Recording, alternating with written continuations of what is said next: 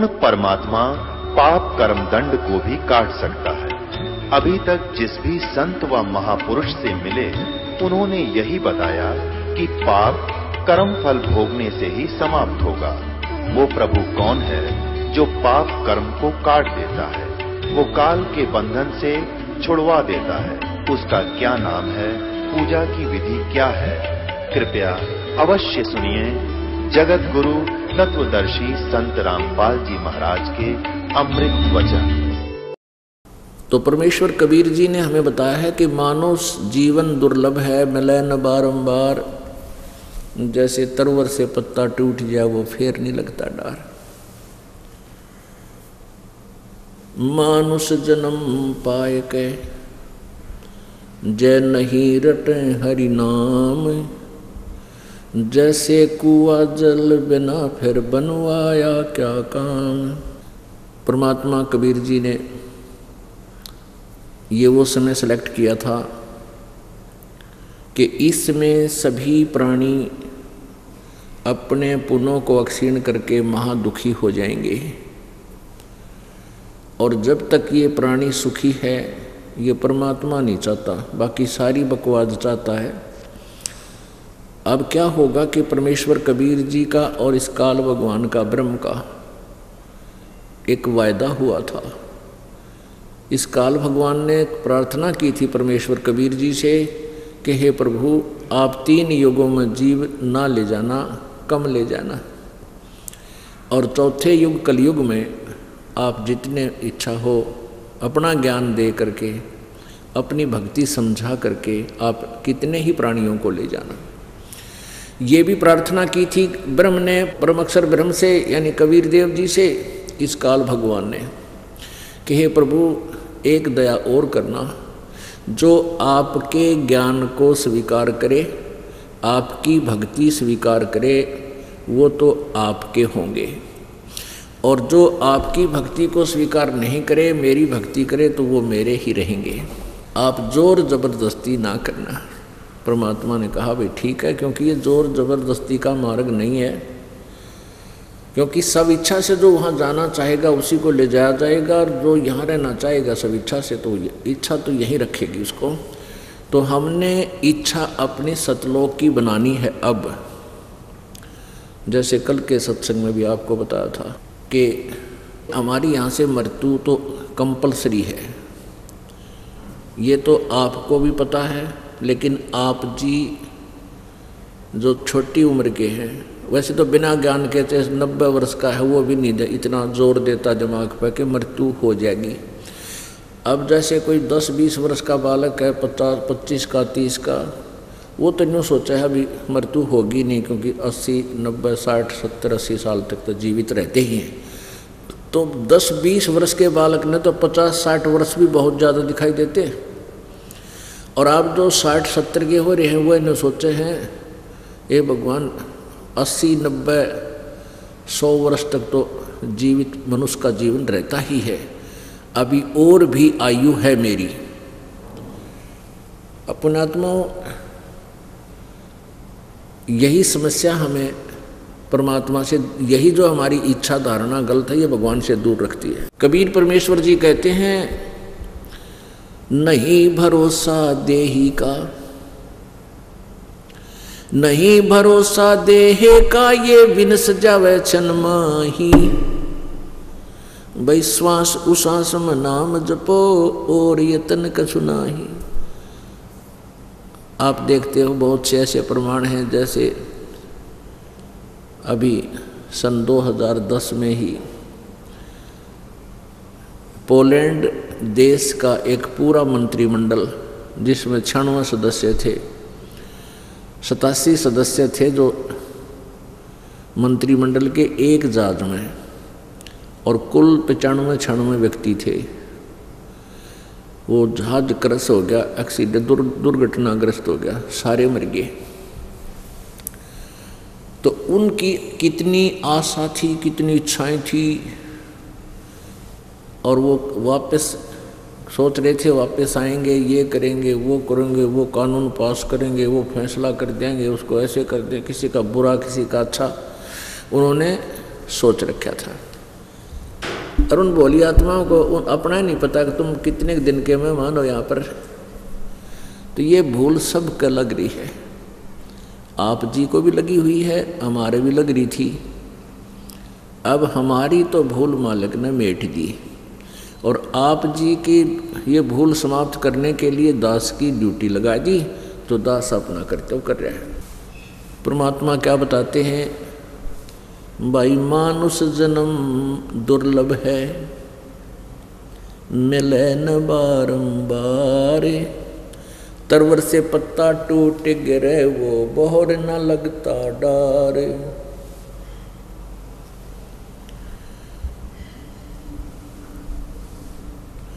राम रटत कोड़ी भलो, चू चू पड़े जो चाम, ये सुंदर शरीर किस काम का, जा मुख नाही नाम।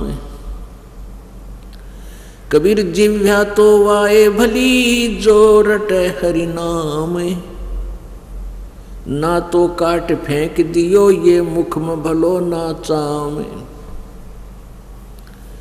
परमात्मा कहते हैं कि इस जीव का यदि यथार्थ लाभ आपने लेना है तो परमात्मा के गुणगान करने के लिए ही प्रयोग हो, अन्यथा इस मुंह में इस चाम की आवश्यकता नहीं।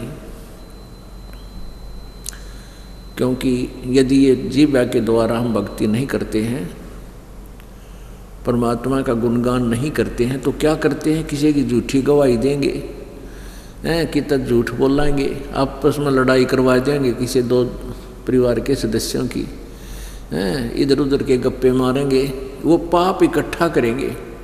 तो परमात्मा कहते हैं जिव्या तो वाहे भली, जो रटे हरि नाम, और नहीं तो काट के फेंक दियो, यो मुख में भलो नीचाम।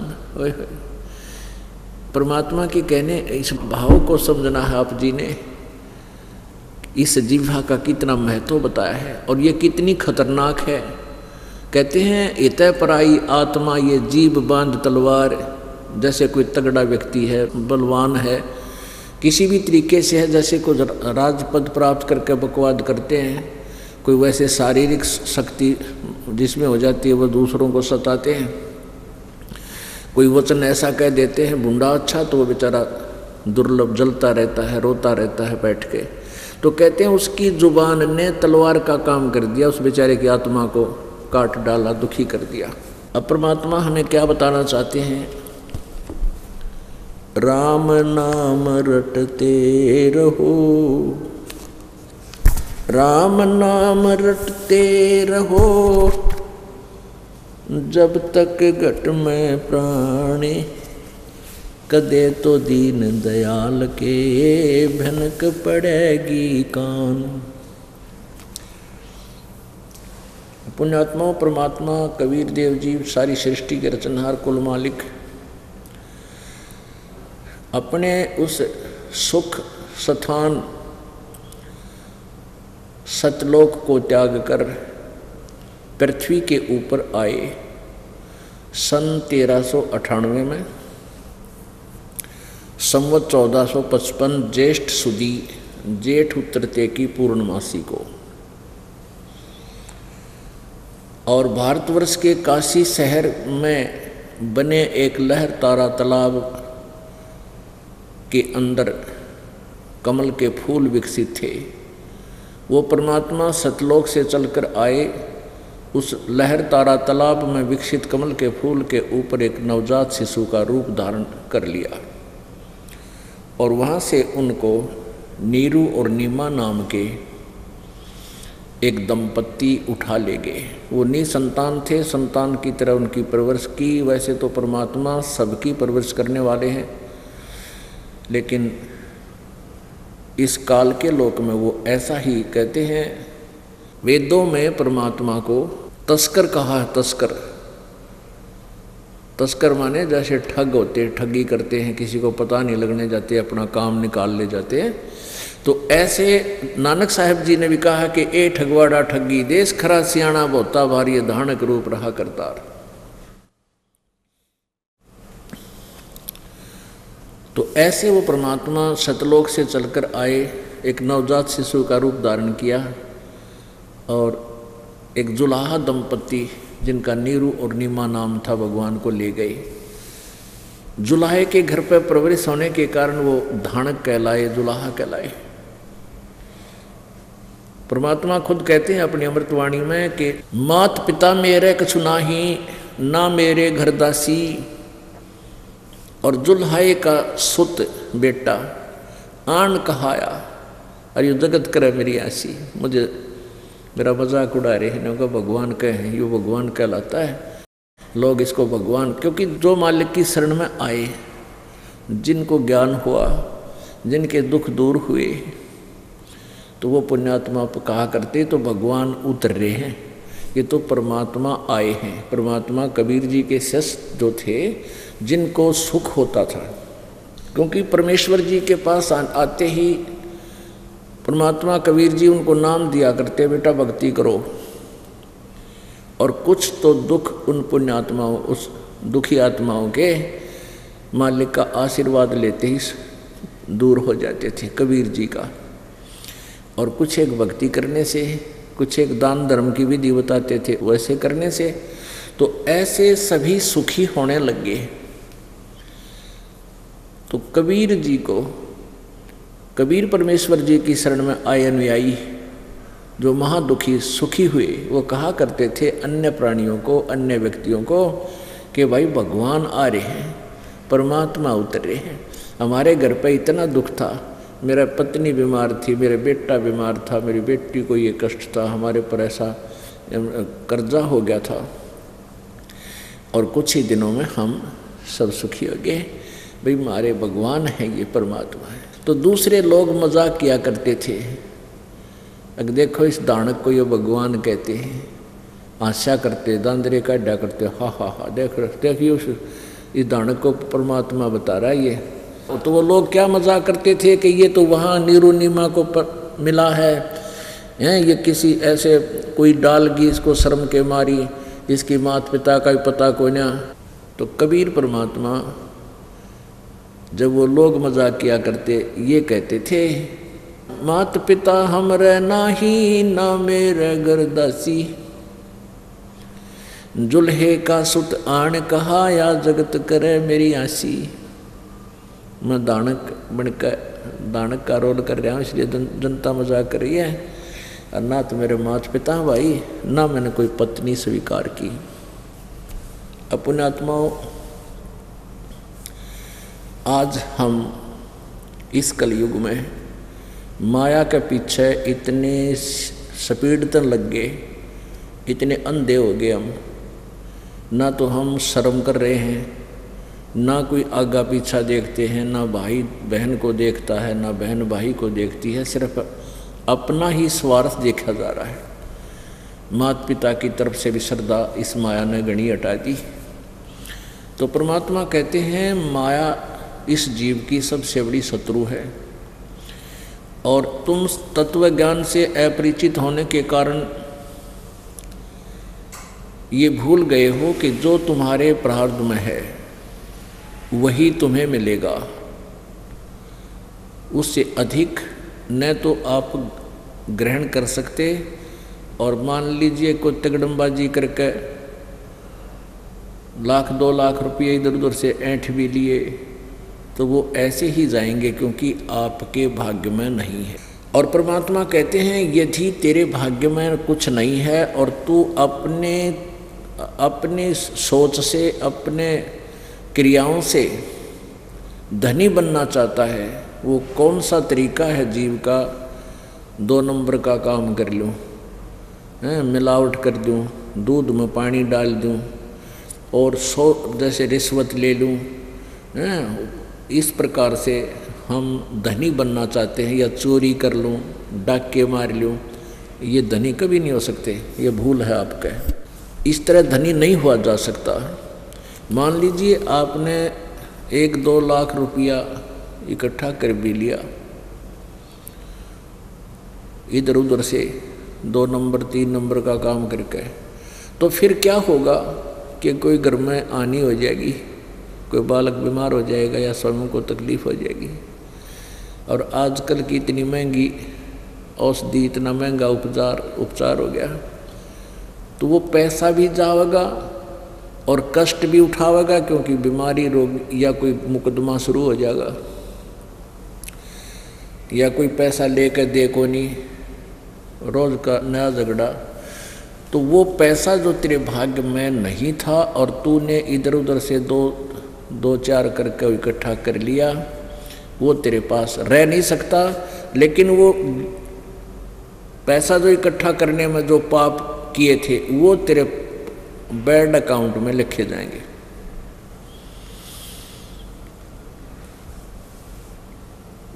और वो तुझे भोगने पड़ेंगे। जब आपको परमात्मा के इस ज्ञान का निश्चय हो जाएगा, उस समय आप पाप कमाने से डरने लगोगे। वैसे डर नहीं बनता। पुण्यात्माओं, हम इतने दूर हो गए जातम ज्ञान से। जब भारत आज़ाद हुआ उस समय और उससे पहले भी लोग बहुत नेक थे। राजा लोग भी नेक थे, कर्मचारी अधिकारी भी बहुत ईमानदार होते थे। वो रिश्वत नहीं लेते थे, डरते थे भगवान से। एक राजनेता का उदाहरण हम पढ़ा करते थे। पहले ये लाइट वगैरह नहीं थी, दीपक होते थे, और एक राजनेता को ये दीपक यानी जलाने का तेल भी गवर्नमेंट से मिलता था। जैसे रात्रि के समय भी वो काम करते थे राजनेता। कहते वो राजनेता रात्रि में अपना कोई सरकारी कार्य का काम काज पढ़ रहा था, कोई फाइल देख रहा था, उसका मित्र आ गया। उसके मित्र के आते ही उसने वो सरकारी तेल वाला जो दीपक बंद कर दिया और दूसरा जगा लिया। तब उसने पूछा कि क्या इसमें तेल खत्म हो गया था, आपने दूसरा दीप जला दिया? उस राजनेता ने कहा कि नहीं, ये सरकारी तेल है। जब तक मैं सरकारी कार्य कर रहा था तो मैंने सरकारी तेल का प्रयोग किया। अब मैं प्राइवेट बात करूँगा तो ये मेरा अपना निजी दीपक है, अपनी जेब से तेल डालता हूँ, अब मैं इसका प्रयोग करूँगा। और अब क्या हो गया, आपके समक्ष है, आग लगी और तेरा गजब हो। ऐसा जालिम समय आ गया। राजनेता तो भ्रष्ट होए गए, साथ में ये जज लोग भी जुल्म करने लगे। एक न्यायाधीश जो है परमात्मा का रूप माना जाता है, और ऐसे ही डॉक्टर के बारे में कहा जाता है। और बहुत सी दंत कथाएं और सच्चाई इन लोगों के बारे में प्रकाश में आ रही हैं। ये बहुत ही खतरनाक समय गुजर रहा है। अब इस समय में केवल ज्ञान की आवश्यकता है और कोई समाधान नहीं हो सकता। जब इस प्राणी को डर लगेगा भगवान से, हम छोटे छोटे से थे तो हमें धार्मिक शिक्षाएं उदरती अपने ही परिवारों से ऐसे मिलती थी, जैसे कोई भी गलती करता था नो क्या करते माता पिता कि तुझे पाप लगेगा, ऐसा ना करना। तो हम डर जाते थे। आपस में भी बच्चे एक दूसरे तो कहते तू ऐसा कर रहा है ना, तुझे पाप लगेगा, तो वापस हाथ हो जाता था। और आज कोई किसी को कहे कि तू शराब मत पी, चोरी ना कर, छोटे बच्चे आपस में भी कहते हैं कि तुझे पाप लगेगा, तो क्या कहता है, लगने दे लगने दे। तो डर तो रहा है को नहीं, ज्ञान रहा नहीं, बकवादें सारी शुरू होगी। तो अब ये धीरे धीरे इस ज्ञान से ही समाप्त होगा। ज्ञान से ही बात बनेगी। ज्ञान से डर लगेगा। जब डर लगेगा, जब पता है इस बोतल के अंदर विष है और उस विष को कौन खाएगा, हाथ भी ना लावे, बहुत दूर दर देगा उठा कर, बच्चे भी ना खा ले। तो रिश्वत और 2 नंबर के कार्य का जो पैसा आप अपने घर में प्रयोग करते हो, कुछ दिनों के बाद आपको अपने परिवार को विष देने की जरूरत नहीं पड़ेगी, वो विष का काम करेगा। बहुत से प्रमाण देखे इस दास ने। पहले तो इतना था नहीं, जब ये नाम लेने के बाद भी इस दास ने 7-8 वर्ष नौकरी की। उस दौरान फिर आंखें खुली।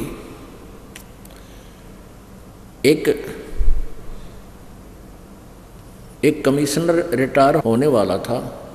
रिटायर होने से 6 महीने पहले उसने लड़की की शादी की। एक कमिश्नर किसी संस्था का था, अलग जो सरकारी संस्था का। तो उसने 6 महीने पहले लड़की की शादी की और उसमें सभी अपने अंतर्गत सरकारी अधिकारियों को आमंत्रित किया।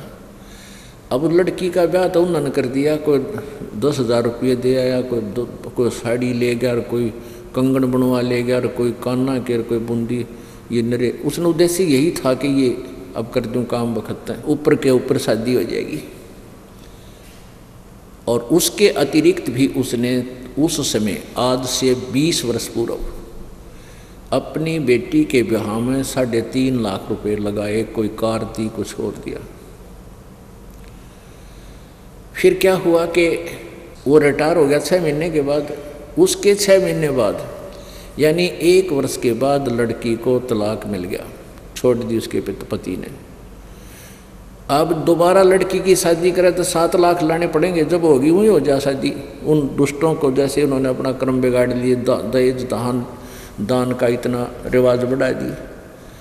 आप हार्ट अटैक होकर मर गया इस दुख में। और अब क्या होगा उसके साथ, जो बकवाद कर रखी सारे जीवन में कि तो गधा बनेगा, बोरा धरेंगे उसके ऊपर, लठ लगेंगे, पाई पाई का हिसाब, एक एक नए पैसे का अकाउंट उसने सबका देना पड़ेगा। तो पुण्यात्माओं, हम मजाक समझते हैं परमात्मा की बातों से, क्योंकि हमें अभी तक समय पर रोटी मिल रही है, समय पर आहार मिल रहा है, समय पर अच्छे काचे वस्त्र पहनते हैं, बकवाद करते हैं। और जब परमात्मा की जब मार पड़ेगी आपके ऊपर कर्मों की, फिर रोया करोगे, फिर कुछ नहीं बनेगा, बहुत देर हो चुकी होगी। उसके लिए परमात्मा हमें अभी बात याद दिलाते हैं। मानुष जन्म दुर्लभ है, ये मिले न बारंबार, तरवर से पत्ता टूट गिरे, वो बहुर न लगता डार। कबीर नौबत आपनी 10 दिन डोह बजाए, ये परपटन ये गली बहुर न देखो आए। परमात्मा लगभग 600 वर्ष पहले काशी में एक जुलाहा धाड़क की भूमिका किया करते थे। उसमें अपनी अमृतवाणी सच्चिदानंद घनम ब्रह्म की वाणी का उच्चारण किया करते थे, जनसाधारण को समझाया करते थे। कहीं पर भी चौराहे पर खड़े हो जाते थे, आवाज़ लगाने लग जाते थे, अपनी वाणी बोलने लग जाते थे। जैसे आप देखते हो ये कोई तमाशा वगैरह दिखाने वाले, कोई रीछ बंदर नचाने वाले या कोई सौदा बेचने वाले अपना आवाज़ लगाते हैं, देखो ये कैसा अच्छा कपड़ा है, देखो ले लो ले लो। तो ऐसे अपने सौदे, अपने भगवान के सौदे को, वो अपने भगवान के माल को, यानी अपनी अमृतवाणी को लोगों के सामने बोलकर सुनाया करते थे। तो 10-20 व्यक्ति इकट्ठे हो जाते हैं, परमात्मा अपना अमृत ज्ञान सुनाते। उसी समय कुछ एक को लाभ मिल जाता, अच्छी आत्मा थी, उनको तुरंत सहारा मिलता, परमात्मा की वाणी स्वीकार कर लेते, नाम लेते थे। तो ऐसे मालिक ने अपनी जगह जगह जा कर के ये प्रचार किया, सत्यवाणी का ज्ञान दिया और अपने ही जानकारी आप ही बताई प्रभु ने आकर के। तो क्या बता रहे हैं उस सच्चिदानंद घन ब्रह्म की वाणी में? कबीर जिनगर नौबत बाजती, ये मंगल बनते बार, एक हरि के नाम बिना ये गए जन्म सब हारे। जिनकर नौबत बाजती, राजाओं के महलों में एक अलग से रिक्रिएशन रूम होया करते, लंबे चौड़े हॉल होते थे, उसमें बैठ जाते थे और उसमें ये साजंदे लोग नियुक्त किए जाते थे। वो सारा दिन वहाँ अपनी ताल तूल पीटे जाते, राजा का मूड ऑफ होता जो वहाँ आके बैठ जाता, उनकी आवाज़ें गाने गुने सुनता या मीठी मीठी धुन सुना करता था। तो इस तरह अपना टाइम पास कर गए, भक्ति की नहीं। उनके विषय बताते हैं, जिनके नौबत बाजती और मंगल बंधते बारे, मंगल के हाथी। राजा लोग अपनी समर्थता, अपने धनाढ़ का प्रमाण अपने किले के सामने बाहर सड़क के ऊपर मेन मार्ग पर हाथी बांधा करते, हाथियों के जैसे 10, 20, 30, 50। तो बाहर हाथी, जिस राजा के ज़्यादा से ज़्यादा हाथी बंधे हुए होते तो उसको और ज़्यादा ताकतवर माना करते थे, समर्थ मानते थे। ये उनका पैमाना होता था, मेजरमेंट होती थी कि ये राजा इतना शक्तिशाली है, इतना धनाढ़ है, इतना धनी है, क्योंकि एक हाथी का खर्चा बहुत गणा होता है और जिसने 100-200 हाथी रख रखे हैं तो उसका कहना ही क्या है। ऐसे कहते हैं जिनके नौबत बाजती और अस्थि बंधते बारे, एक हरि के नाम बिना वो गए जन्म सब हारे। जो भक्ति नहीं करते, चाहे राजा भी बना है, वो अपने पूर्व जन्म के संस्कारों को ही समाप्त कर रहा है, पुनः को क्षीण कर रहा है। आज चाहे वो कितना ही कार कोठी उसके पास हो, चाहे हेलीकॉप्टरों में घूम रहा है, तो वो अपना जन्म बर्बाद कर रहा है। और एक गरीब व्यक्ति, कहते राम रटत दारिद्र बलो, टूटी घर की छान, वो सुंदर महल किस काम के जहाँ भक्ति नहीं भगवान। कहते हैं वो राजा जो पूरी पृथ्वी का शासक हो और भक्ति कर नहीं रहा, वो तो व्यर्थ है उसका जीवन। और एक गरीब व्यक्ति भक्त सच्ची साधना कर रहा है, चाहे वो झोंपड़ी में रहता हो, उसके पास रहने के लिए पक्का मकान भी ना हो, और झोंपड़ी में भी कहीं कहीं उसका घास टूट रहा हो, इतना कमज़ोर हो बेचारा, लेकिन यह भक्ति करता हो। कहते राम रटत दारिद्र बलो, दारिद्र में निर्धन, टूटी घर की छान, वो सुंदर महल किस काम के जहाँ भक्ति नहीं भगवान। जो प्रसंग चल रहा था कि परमात्मा की साधना में, परमात्मा की भक्ति के लिए मानव शरीर की आवश्यकता है और किसी चीज़ की नहीं। पहले क्या धारणा होती थी कि ब्राह्मण लोग ये धारणा फैलाया करते थे कि जो भक्ति करने का अधिकार केवल ब्राह्मणों को ही है, सदग्रंथों को पढ़ने का अधिकार केवल ब्राह्मणों को ही है, और या फिर राजा लोगों के घर जाकर वह हवन आदि करते थे, बहुत ज़्यादा खर्चा करके पाठ वाठ का सिलसिला जारी कर रखा था। तो आम आदमी की धारणा बन गई थी कि भाई भक्ति तो क्या तो धनी कर सकता है या ब्राह्मण कर सकते हैं। या फिर दूसरी एक धारणा फैला रखी थी कि जैसे जंगल में चले गए, घर त्याग गए, वहाँ हठ योग किया, बड़ी बड़ी जो है ना बहुत बड़ी बड़ी दाढ़ी बढ़ गई, सिर के बाल बढ़ गए, तो ये व्यक्ति ही परमात्मा पा सकते हैं। कोई खड़ा होकर तपस्या कर रहा है, कोई किसी तरह कर रहा है। और कुछ एक को ऐसे गलत धारणाएं पैदा कर रखी थी कि श्राद्ध निकालने से पितरों का मोक्ष होता है, और भी बहुत सारी ऐसी क्रियाएं थी जो समाज में बिगाड़ रखी थी भक्ति के मार्ग को। तो परमेश्वर कबीर जी ने आकर के ये सब इसीलिए किया था कि एक गरीब के घर आए और एक गरीबी में जीवन जिया। तो परमात्मा यही बताना चाहते थे कि परमात्मा की भक्ति करने के लिए ना तो उच्च कुल की आवश्यकता, कोई ये सोचे ब्राह्मण वर्ग में ही, ब्राह्मण वर्ण में ही भक्ति होती है, नहीं। और कोई ये सोचे कि जंगल में जाकर ही भक्ति होती है, वन में चले गए गुफा बना ली, कि नहीं। परमात्मा की भक्ति किसी भी जाति, किसी भी मजहब में उत्पन्न प्राणी कर सकता है जिसके पास सत्य भक्ति है। गरीब से गरीब कर सकता है, अमीर से अमीर कर सकता है, रंक और राजा भी कर सकता है। जो राजा भक्ति नहीं कर रहे वो जीवन व्यर्थ कर रहे हैं, जो रंक भक्ति कर रहा है वो अपना जीवन सफल कर रहा है, और जो रंक साधना नहीं कर रहे हैं वो अपना जीवन व्यर्थ कर रहे हैं, और जो राजा भक्ति कर रहे हैं वो अपना जीवन सफल कर रहे हैं। क्योंकि जब भक्ति वही प्राणी कर सकता है जो संत शरण में आता है, और संत शरण में आने के बाद उस राजवर्ग को, राजा को वो ज्ञान दिया जाता है कि ये पाप तू नहीं करेगा, तुझे बहुत भयंकर दुख होगा। तो पहले राजा लोग अपने साथ एक धार्मिक गुरु रखा करते थे। वो रह कर जो पुण्यात्मा होते तो अच्छी शिक्षा देते थे कि राजा ये ऐसा ना करना, किसी गरीब को मत सताना, ऐसा दुख हो जाएगा, एक व्यक्ति ने ऐसा किया था उसके साथ ऐसा हो गया, एक राजा ऐसा होता था उसने ऐसे जुल्म किए थे उसके साथ ऐसे दुख हुए थे। तो ऐसी कथाएं सुनाकर राजा को सेट रखता था। अब इन राजाओं के साथ रहते हैं चापलूस लोग जो अपने स्वार्थ सिद्धि के लिए ये कुछ भी करते रहे, राजा उनको शाबाशी देते रहते हैं, बहुत अच्छा किया, वो आपने तो कमाल कर दिया। वो अपना उल्लू सीधा करने के लिए जब राजा उसकी प्रशंसा सुनकर खुश हो जाता तो कहते हैं ये दस्तक करियो जी, एक छोटा सा काम वो फट कर दे। तो अब तो स्वार्थी लोगों के साथ रखते हैं, न्याय करते हैं दुष्ट आत्मा राजा लोग।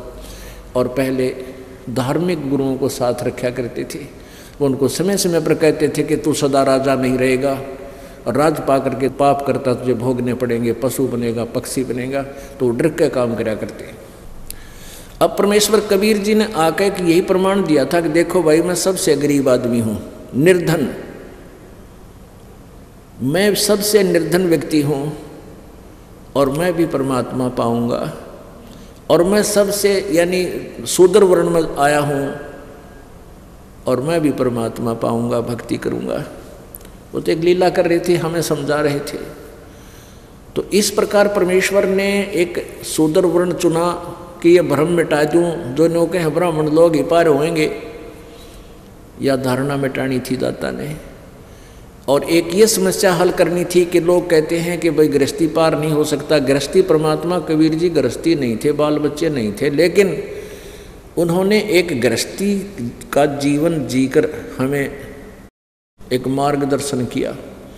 एक लड़का 13 वर्ष की आयु का मृत्यु को प्राप्त हो चुका था, उसको जल प्रवाह कर दिया था उनके घर वालों ने, क्योंकि कुछ ऐसे कबीले हैं, ऐसा कोई जन समुदाय है जो न तो वो ज़मीन में गाड़ते हैं न सभा करते हैं, वो फूंकते नहीं, वो जल प्रवाह कर देते हैं अपनी क्रियाक्रम के आधार से। एक फ्लोटिंग बेड़ा सा बना के, एक घास फूस का एक बना के और लंबा सा उसके ऊपर लिटा देते हैं, 100 साइज का ही, 100 के आकार का इतना लंबा बना करके उस पर लिटा करके, और जल प्रवाह यानी दरिया में डाल देते।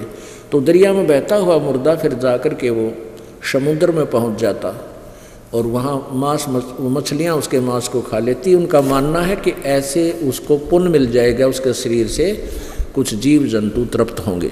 तो एक लड़के की ऐसे मृत्यु हो गई थी, उस कबीले ने अपने परिवार के कुल के लोगों ने उसको जल प्रवाह कर दिया था।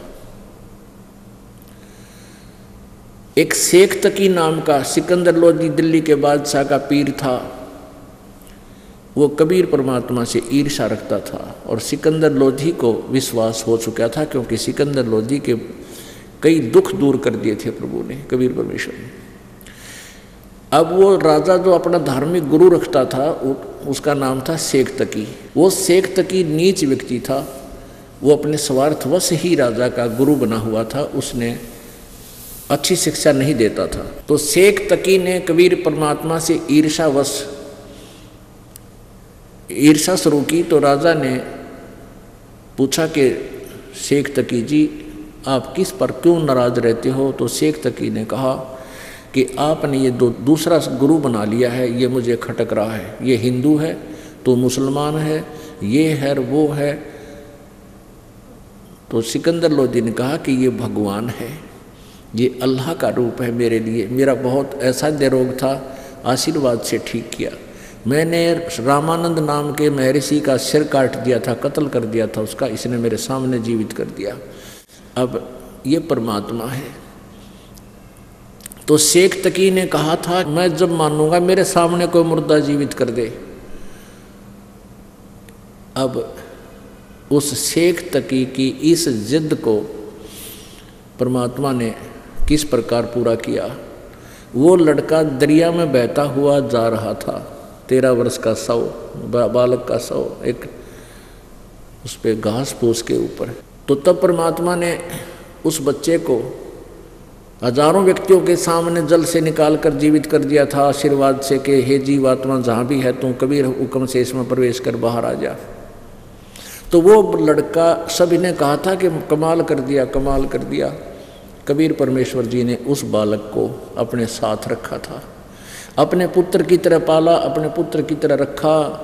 ऐसे ही उसी शेख तकी सिकंदर लोधी के गुरु की लड़की मृत्यु को प्राप्त हो चुकी थी 10-12 वर्ष की, उसको कब्र में दबा दिया गया था।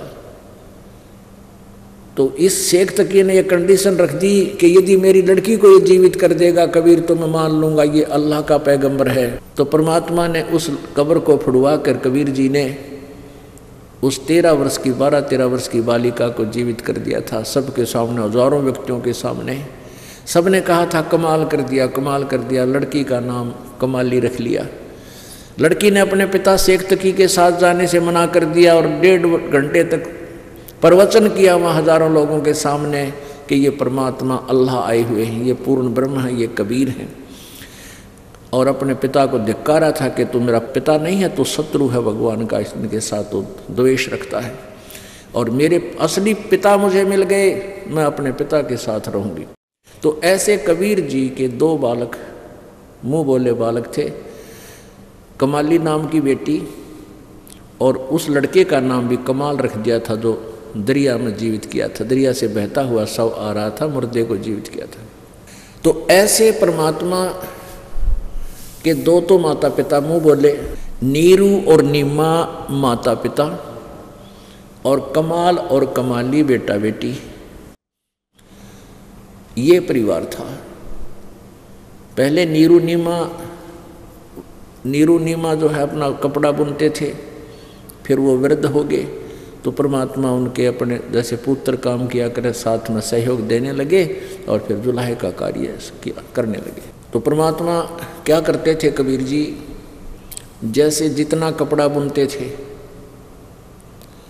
कपड़े की जो मेहनताना आता था उसमें से अपने घर के खर्च के लिए ले आते थे खाद्य सामग्री, और शेष को भंडारा कर देते थे। जैसे 1 हफ्ते में और 10 रुपये की कमाई होगी, पहले इसी होया करते थे।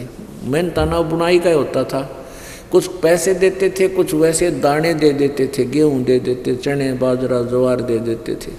तो परमात्मा क्या करते थे कि अपने घर का जो खर्चा होता था वो रख लेते थे, और बाकी को भगता में भंडारा करवा देते थे, सारा लगा देते थे। तो पुण्यात्माओं, जब हम परमात्मा के मार्ग को अच्छी तरह समझ लेंगे तब ही हम इस मार्ग पर चल पाएंगे। अब हम दान करते हुए भी डरते हैं, कहीं हम भूखे ना मर जावें, कहीं मेरे बालकों को ऐसे ना हो जावे, इन बच्चों का क्या होगा। इस अध्यात्म मार्ग पर, इस आध्यात्मिक सफ़र में आपने केवल परमात्मा के ज्ञान को आधार बनाना होगा। अपनी तगड़मबाजी इसमें नहीं लगानी चाहिए यदि आप परमात्मा का पूर्ण लाभ प्राप्त करना चाहते हो। ये आप अपने जो है ना नोट कर लेना कि तक खास किसी डायरी के कोने में, और वही प्रमाण परमात्मा ने हमें दिया है। अब जैसे एक सेठ था, उस सेठ ने अपने मुनीमों से कहा, अपने वो लेखाकारों से, अकाउंट रखते थे जो मुनीम, उसने कहा कि मुझे ये बताओ मेरे पास कितना धन है, मेरी कितनी पीढ़ी इससे गुजारा कर सकती है, आने वाले मेरे वंशज कितनी पीढ़ी इससे गुजारा कर सकती है। तो उन्होंने अकाउंट लगा के बताया कि आपकी 6 पीढ़ी, यानी आपके 6ठे पोते तक किसी ने भी हाथ लगाने की, काम करने की आवश्यकता नहीं पड़ेगी। इतना धन है, वो आराम से अपना जीवन निर्वाह कर सकते हैं। 6। तो उस सेठ को, धनी को चिंता बन गई, अरे मेरी 7वीं पीढ़ी क्या खाएगी, उसके लिए व्यवस्था बताओ, उसके लिए कुछ क्रिया बताओ, कैसे होना है पता करो किसी से। तो उन्होंने बुद्धिमान व्यक्ति थे, उन्होंने कहा जी साधु संत भक्त बताया करते हैं। एक धार्मिक व्यक्ति बहुत अच्छा था, उसको बुलाया, सेठ से वार्ता कराई। तो उसने बताया कि आप ऐसा करो सेठ जी, ज़्यादा धन कमाने के लिए दान बढ़ाओ। दान में कहा कि तुम गरीबों को आटा वगैरह दे दो, जो गरीब है आसपास उनको आटा, खाद्य सामग्री, चावल दाल दे दो, बांटो। महीने में 1 दिन या 2 महीने में, जैसा भी उसने नियम बताया। तो वो सेठ ने, उस धनी व्यक्ति ने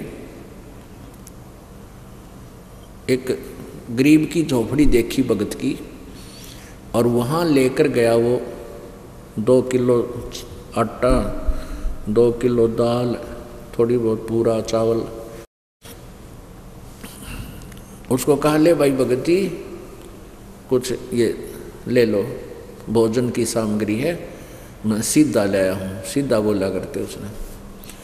तो भगत अपनी पत्नी से कहने लगा कि भगवान देखना अपने पास कितना सामान शेष है। उसने जाकर देखा कि जी शाम का भोजन का व्यवस्था है, शाम की तो रोटियों का सामान है अपने पास। तो उस व्यक्ति ने कहा भगत ने सेठ को कि सेठ जी हम नहीं लेते, आप आगे दो किसी को, शाम की रोटियों का हमारे पास है। वो बैठ गया, अरे तेरा गजब हुई है, मैं तो 7 फीट डीर की चिंता कर रहा, मैंने सवेरे की भी कोनी। तब उस भगत से कहा, अरे भले आदमी तू सुबह क्या खाएगा? उसने कहा कि अभी शाम का दिया सुबह का भी देगा। तो क्या बताया, पौ फाटी पगड़ा भया जागी जिया जून, वो सबका हो को देत है भाई चौंच समाना चून। कहते हैं सुबह होती है, सब्जियाँ जून जाग जाती है। कहते हैं सबको चौंच समाना चून, चिड़िया को, कब्बर को, थोड़े उनको जो आहार है वो देता है, और शेर खर्च है मान ले मनुष्य का, उसको भी देता है, और 1 मन हाथी खाता है प्रतिदिन एक टाइम पर, उसकी भी व्यवस्था वो परमात्मा ही करता है। उस भक्त ने फिर उसको समझाया, काफ़ी देर सत्संग सुनाया कि माँ के पेट में किसने व्यवस्था की थी भले आदमी। बच्चे के बाहर आने से पहले माँ के सतन में दूध नहीं था, और माँ के गर्भ से बाहर आते ही बच्चे के लिए परमात्मा ने सतन में ढेर सारा दूध दे दिया। अरे तू 7 पीढ़ी की चिंता करता है, तू आज मृत्यु हो जाए तेरी, कल क्या करेगा? तो फिर उस भक्त ने ये भी बताया, क्योंकि परमात्मा कहते हैं 100 छल छिद्र मैं करूं, वो आकर बन कर बैठ के भगत वहाँ पर स्वयं ही मालिक ऐसी लीलाएं करते हैं, बनावटी स्त्री बना लेते हैं। क्योंकि एक जीव को, अपने पिछले पुण्यकर्मी प्राणी, एक पुण्यात्मा को भक्ति मार्ग पर लगाने के लिए कहते हैं 100 छल छिद्र मैं करूं अपने जन के काज, गोता मारू स्वर्ग में जा बैठू पाताल, कह कबीर ढूंढता फिरूं अपने हीरे माणिक लाल। तो इतनी पुण्यात्मा था वो व्यक्ति सेठ, उसके लिए परमात्मा ने लीला की, फिर ज्ञान समझाया। फिर परमात्मा उस झोपड़ी के वाले के रूप में बैठे भगवान, उस भक्त रूप में परमात्मा ने कहा कि सेठ जी अगर तू आगे धन ही चाहता है तो दान कर दे सारी संपत्ति का, ना तेरा कोड लगेगा। तो उस सेठ ने फिर वो सारी संपत्ति अपना दान धर्म पर लगानी शुरू कर दी। और इस प्रकार कहते हैं जतन धन चाहिए तो दान कर, ऐसे लाभ नहीं होता। और परमात्मा उन्हीं व्यक्तियों के साथ होता है जो भक्ति करते हैं। कबीर परमात्मा कहते हैं कल्पे कारण कौन है कर सेवा निकाम, और मन इच्छा फल देवेगा जो पड़े धनी ते काम। आप भक्ति करते हो, सेवा कर रहे हो, दान कर रहे हो, सत्संग श्रवण करते हो। अब आपका बालक कहीं सफर में है और एक्सीडेंट हो गया, उस जिस गाड़ी में वो है, तो वहाँ धनी का काम है, वहाँ चाहे राष्ट्रपति हो, चाहे प्रधानमंत्री, चाहे मुख्यमंत्री, चाहे आम व्यक्ति, वहाँ कोई बचाव नहीं कर सकता, केवल परमात्मा बचा सकता है। तो यहाँ कहते हैं कि तुम कल्पे कारण कौन है कर सेवा निकाम। सेवा माने पूजा, यानी पूजा के अंदर सारी व्यवस्था आ जाती, सेवा कहो चाहे पूजा कहो, साधना कहो। तो कहते हैं कल्प, ये तू मन में ये उथल पुथल मत रखा कर, है कदे न्यू ना हो, कहीं ऐसा ना हो, कहीं ऐसे हो जाए। कहते तुम जो हमने कहा तू ऐसे करता रहे, और फिर देखना मन इच्छा फल देवेगा जो पड़े धनी ते काम। परमात्मा से कितना मांगना चाहिए? साईं इतना दीजियो जिसमें कुटुंब समावे, हम भी भूखे ना रहें, अतिथि न भूखो जाए। अब परमात्मा से मांगना, परमेश्वर ने ही हमें बताया कि क्या मांगो तुम, कि हे प्रभु इतना दीजिए जिसमें कुटुंब समावे। कुटुंब समाने का अर्थ है रिक्वायरमेंट ऑफ फैमिली, यानी परिवार की आवश्यकताओं की पूर्ति हो जाए, उसको कहते हैं कुटुंब समाना। अब आवश्यकता के किस किस चीज की है आपके घर पे, तो वो परमात्मा ही आपकी पूरी करेगा। और हम भी भूखे ना रहें, अतिथि ना भूख हो जावे। अब पुण्यात्माओं, परमात्मा कबीर जी हमारे लिए एक उदाहरण पेश करके गए कि अभी मैं कति गरीब आदमी था, बहुत निर्धन था, मैं बहुत निर्धन हूँ, और दान धर्म करते थे, घर पे कोई संग्रह नहीं करते थे, और साथ में भक्ति मार्ग का प्रचार भी करते थे। अब भक्ति मार्ग के प्रचार में जैसे अब दास के साथ हो रहा है, ऐसे ही परमात्मा के साथ होता था। परमात्मा कबीर जी कहते थे सच्चाई, और वो नकली गुरु, नकली आचार्य, नकली महर्षि, वो कहा करते कि जुलाहा झूठा है, ये वेदों और गीता के विरुद्ध बोलता है, ये पुराणों के विपरीत बात करता है, ये हिंदू धर्म का विरोधी है। उधर से मुसलमान कहा करते ये मुसलमान धर्म का विरोधी है, ये झूठा है, कपटी है, कुरान शरीफ के बारे में गलत बोलता है, हजरत मोहम्मद से ऊपर भी कोई और अल्लाह बताता है, कुरान शरीफ में वर्णित अल्लाह से भी ऊपर कोई और भगवान बताता है, ये अपने आप को खुदा कहता है, ये दुष्ट है, दुश्मन है। तो पुण्यात्माओं, इस प्रकार परमात्मा के बहुत से विरोधी हो गए थे, और वो ज्ञान चर्चा में तो फेल हो गए। वो ज्ञान चर्चा में तो सामने आते नहीं थे, और भोली जनता जो थी वो ये कहा करते थे कि भाई कबीर जी वेदों गीता के विषय में नहीं जानते, क्योंकि ये अशिक्षित हैं, और हमारे गुरु ब्राह्मण ऋषि महर्षि ये संस्कृत भाषा को जानते हैं, वेद गीता और पुराण संस्कृत भाषा में लिपिबद्ध हैं, तो कबीर जी वेदों के विरुद्ध ही बोल रहे होंगे, क्योंकि ये संस्कृत नहीं जानते।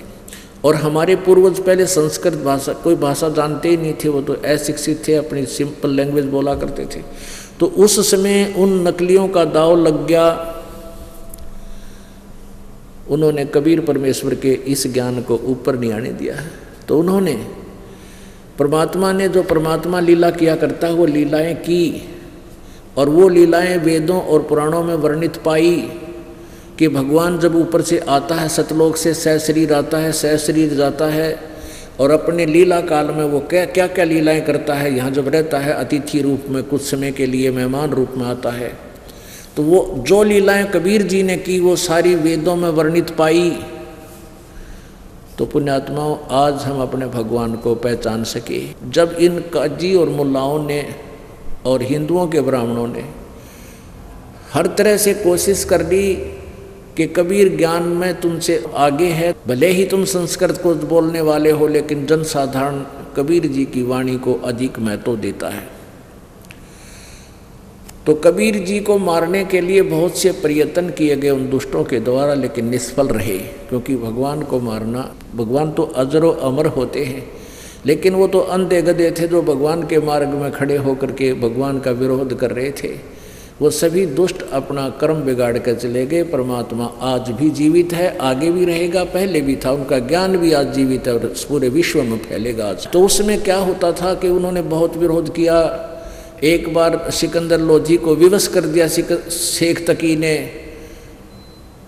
कि या तो हम इसकी परीक्षा और लेंगे कबीर जी की, अन्यथा मैं सभी मुसलमानों को बोल दूंगा कि सिकंदर लोधी दिल्ली का बादशाह हिंदू बन गया है। इस बात से राजा डर गया, उसने सहमति दे दी, आज्ञा दे दी कि कबीर जी की परीक्षा ले लो। तो क्या परीक्षा लेनी थी? उस शेख तकी ने कहा हजारों व्यक्तियों मुसलमानों को इकट्ठा कर लाए, हिंदू भी इकट्ठे हो गए कि देखेंगे ये क्या होगा, क्योंकि दोनों ही वर्ण को, दोनों ही वर्ग को, हिंदू और मुसलमानों को उनके गुरुओं ने कबीर जी का विरोधी बना दिया था।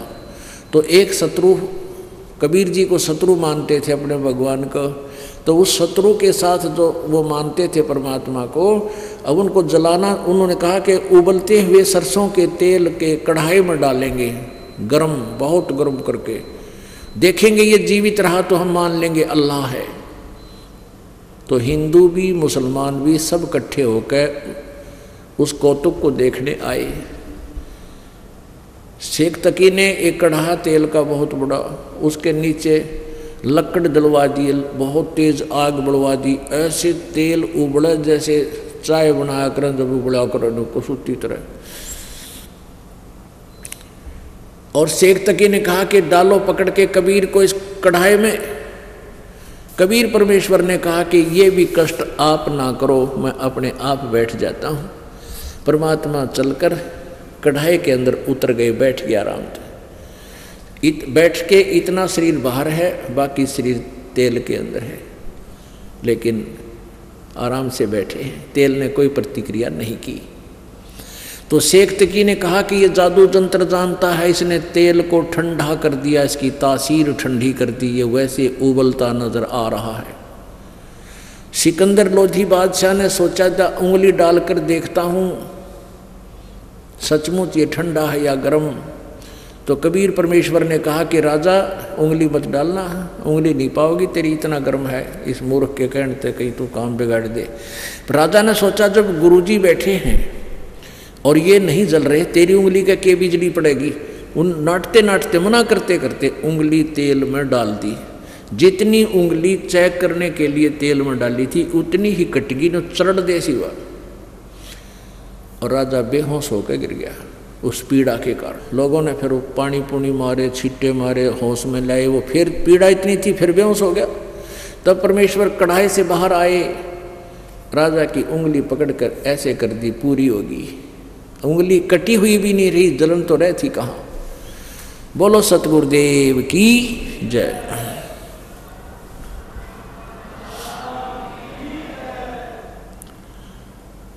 अब शेख तकी का तो मुंह लटक गया, उसकी तो मां सी मर गई।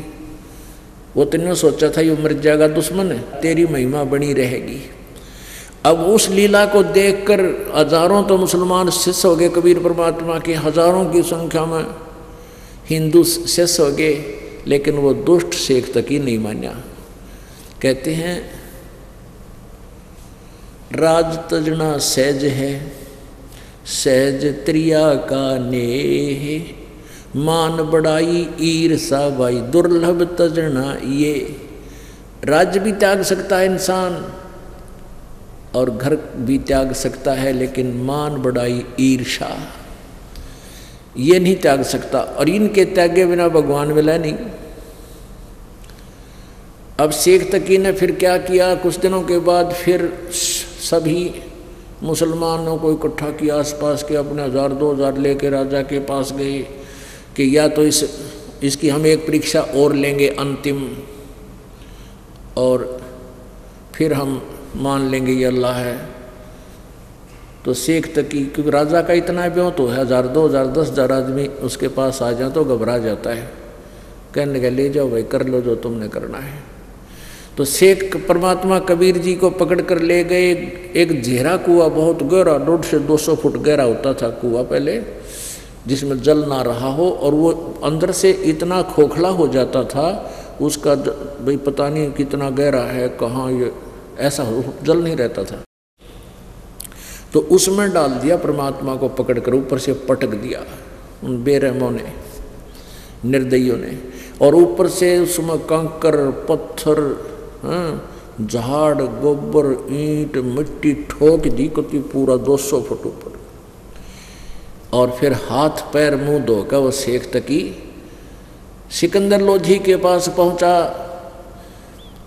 और कहा कि कर दिया काम, आप जिसको अल्लाह कहते थे कबीर जी को दाब दिया मिट्टी में, उसको सिकंदर लोधी राजा ने कहा किसके विषय में बात कर रहे हो पीर जी?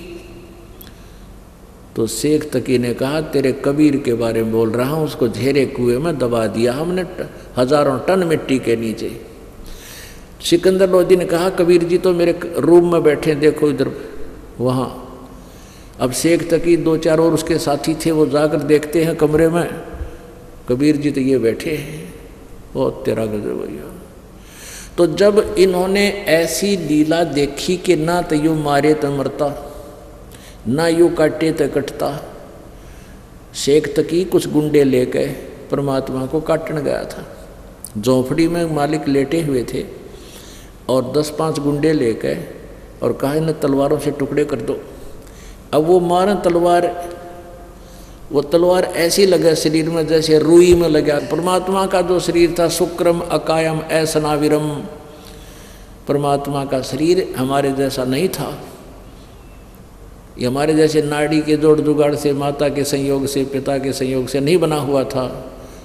यजुर्वेद अध्याय नंबर 40 के मंत्र नंबर 8 में कबीर मनीषी शुक्रम अकायम ऐसनाविरम, वो परमात्मा का शरीर जो है माता पिता से बना हुआ शुक्र से नहीं होता, स्नायु रहित होता है, हमारे जैसी काया नहीं होती, उसकी तेजपुंज का शरीर होता है। उन्होंने ऐसे टुकड़े टुकड़े कर दिए और जब वो चलने लगे, जब परमात्मा बोले रे शेख तकी आ जाओ बैठ जाओ भाई, कुछ दूध चाह पी के जाइयो, ऐसे क्यों भाग रहे हो। अब जब कतियों ने टुकड़े कर दिए थे उन गुंडों ने, बदमाशों ने, और उन्हें देखा ये आदमी तो फिर भी बोल रहे, वो डर गए, उनका दिल दहल गया, क्यों तो भाई भूत से। कईयों का तो बुखार हो गया, बुरा हाल हो गया। तो फिर उनको उनके माता पिता उनकी परमात्मा के पास लाए, आशीर्वाद लिया और परमात्मा ने कहा बेटा इस दुष्ट के पीछे मत लागो, ये तो गंदा आदमी है, तुम्हारे कर्म बिगड़वा देगा। तब वो ठीक हुए, अगो हो भूत तक को नहीं तो आदमी है। तो ऐसे जुल्म इन्होंने किए, परमात्मा का कुछ नहीं बिगाड़ पाए। तो फिर न सोचा भाई ये तो हमारे जो है मार्ग में बहुत बड़ा रोड़ा बन गया।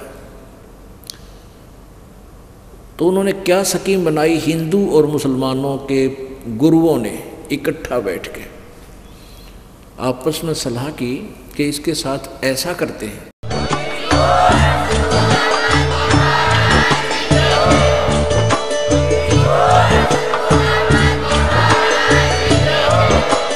आप सुन रहे थे जगत गुरु तत्वदर्शी संत रामपाल जी महाराज जी के मंगल प्रवचन। अधिक जानकारी के लिए विजिट कीजिए हमारी वेबसाइट www.jagatgururampalji.org। संत रामपाल जी महाराज जी के शुभ आशीर्वाद से पूरे विश्व भर में 500 से भी ज्यादा नाम दीक्षा केंद्र हैं, जिन पर संत रामपाल जी महाराज जी द्वारा ऑनलाइन निःशुल्क नाम दीक्षा दी जा रही है। अपने नजदीकी नाम दीक्षा केंद्र का पता करने के लिए संपर्क करें 8222880541।